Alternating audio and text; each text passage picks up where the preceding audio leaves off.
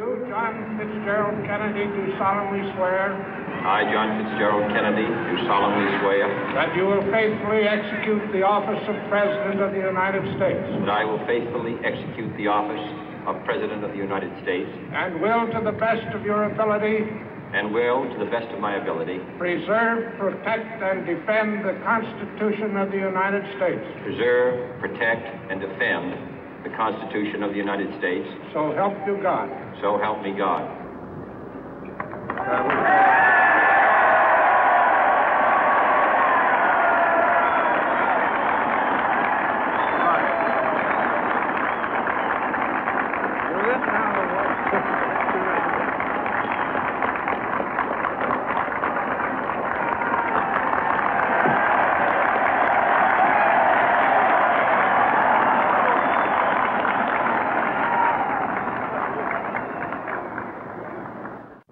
Vice President Johnson, Mr. Speaker, Mr. Chief Justice, President Eisenhower, Vice President Nixon, President Truman, Reverend clergy, fellow citizens.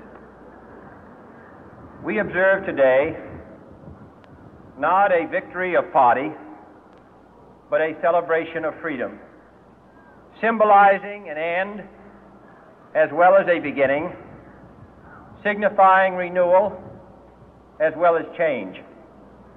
For I have sworn before you and Almighty God the same solemn oath our forebears prescribed nearly a century and 3/4 ago. The world is very different now, for man holds in his mortal hands the power to abolish all forms of human poverty and all forms of human life.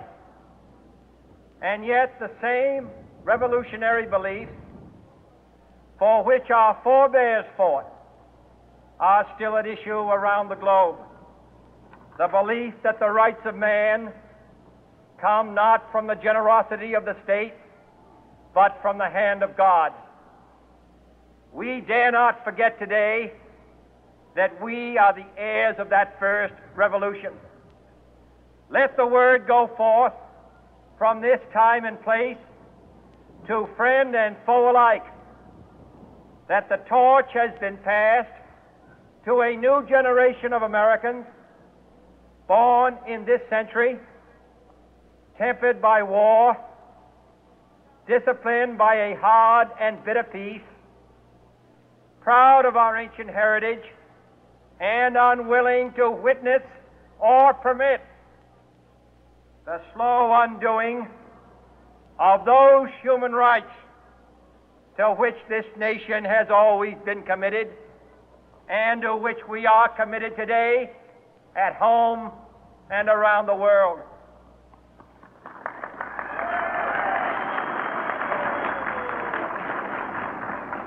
Let every nation know, whether it wishes us well or ill, that we shall pay any price, bear any burden, meet any hardship, support any friend, oppose any foe to assure the survival and the success of liberty.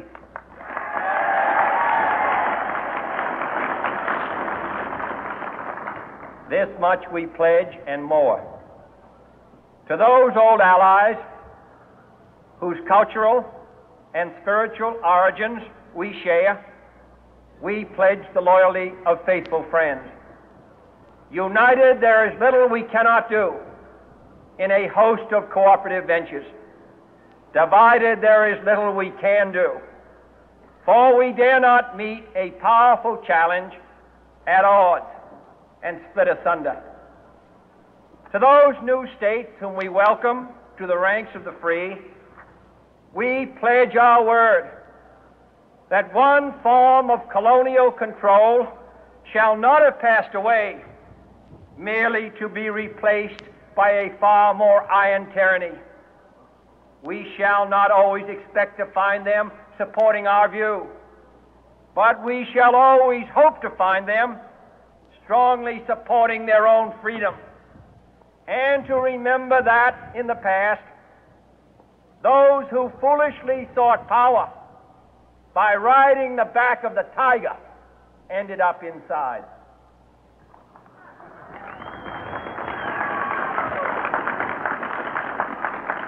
To those people in the huts and villages of half the globe struggling to break the bonds of mass misery, we pledge our best efforts to help them help themselves for whatever period is required, not because the communists may be doing it, not because we seek their votes, but because it is right.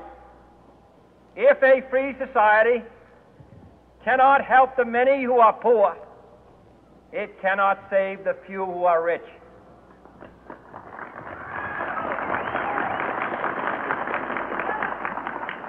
To our sister republics south of our border, we offer a special pledge to convert our good words into good deeds, in a new alliance for progress, to assist free men and free governments in casting off the chains of poverty. But this peaceful revolution of hope cannot become the prey of hostile powers. Let all our neighbors know that we shall join with them to oppose aggression or subversion anywhere in the Americas. And let every other power know that this hemisphere intends to remain the master of its own house.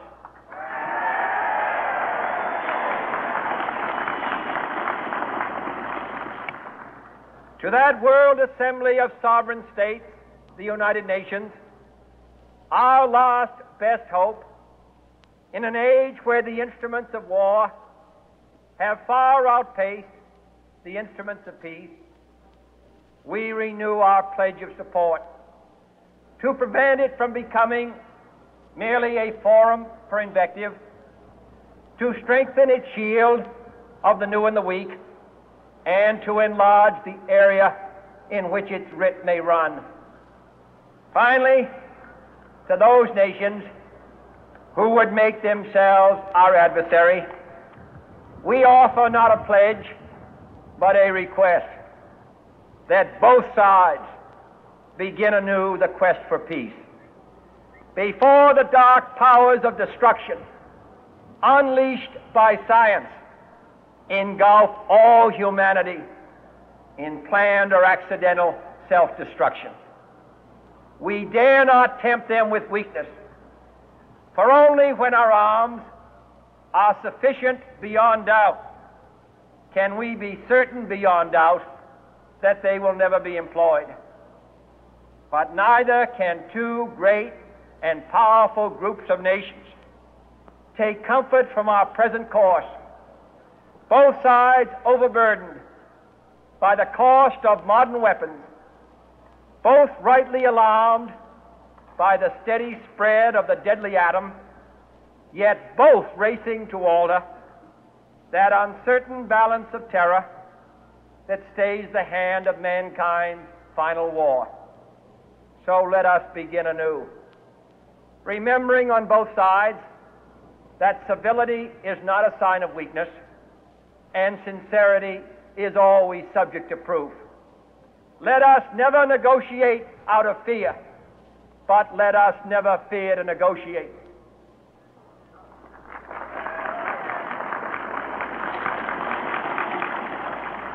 Let both sides explore what problems unite us, instead of belaboring those problems which divide us. Let both sides, for the first time, formulate serious and precise proposals for the inspection and control of arms, and bring the absolute power to destroy other nations under the absolute control of all nations.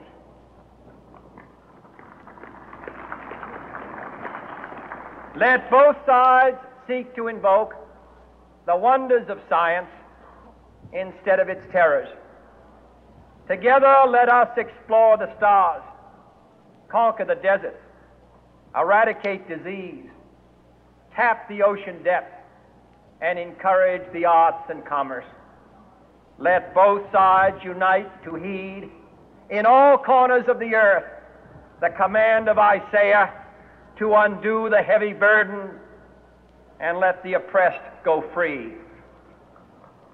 And if a beachhead of cooperation may push back the jungle of suspicion, let both sides join in creating a new endeavor, not a new balance of power, but a new world of law, where the strong are just and the weak secure and the peace preserved. All this will not be finished in the first 100 days, nor will it be finished in the first 1,000 days, nor in the life of this administration, nor even perhaps in our lifetime on this planet. But let us begin.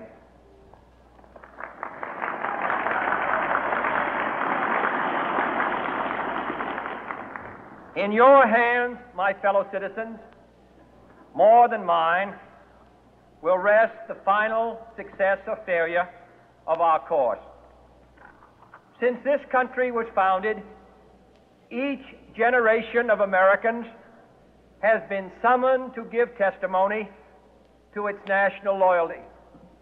The graves of young Americans who answered the call to service surround the globe. Now the trumpet summons us again, not as a call to bear arms, though arms we need, not as a call to battle, though in battle we are, but a call to bear the burden of a long twilight struggle, year in and year out, rejoicing in hope, patient in tribulation, a struggle against the common enemies of man, tyranny, poverty, disease, and war itself. Can we forge against these enemies a grand and global alliance, north and south, east and west, that can assure a more fruitful life for all mankind? Will you join in that historic effort?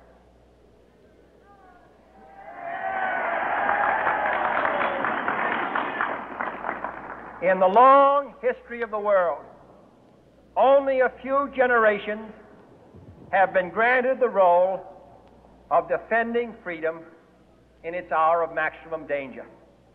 I do not shrink from this responsibility. I welcome it.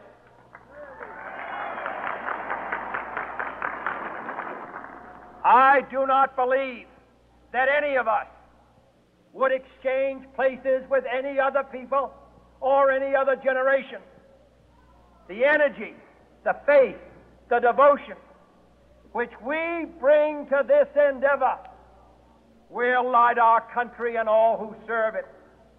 And the glow from that fire can truly light the world.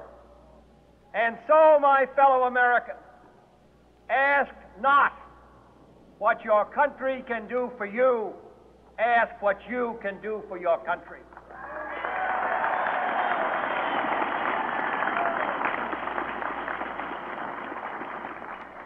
My fellow citizens of the world, ask not what America will do for you, but what together we can do for the freedom of man.